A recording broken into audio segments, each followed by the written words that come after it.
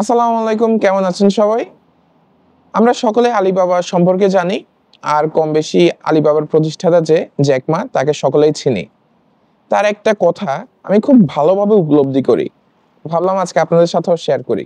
কথাটি হচ্ছে এরকম যে today is difficult, tomorrow is much more difficult and day after tomorrow is beautiful but most people die tomorrow's evening. কথাটার অর্থ হচ্ছে এরকম যে আজকের কষ্ট এবং আগামীকালকের ভীষণ কষ্ট কাটিয়ে আমরা যখন ভালো সময়ের কাছাকাছি যাই, ঠিক তখন আর ভালো সময়ের নাগাল পাই না।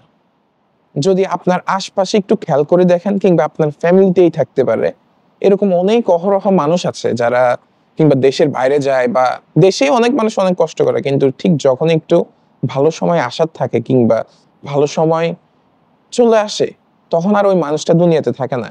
ভীষণ রকমের অতৃপ্ততা নিয়ে এই পৃথিবীর মায়া ত্যাগ করতে হয় অধিকাংশ মানুষেরই। কথাটা আমার খুব ভালো লেগেছে, তাই ভাবলাম আপনাদের সাথে একটু শেয়ার করি। সকলে ভালো থাকবেন, সুস্থ থাকবেন। সালাম আলাইকুম।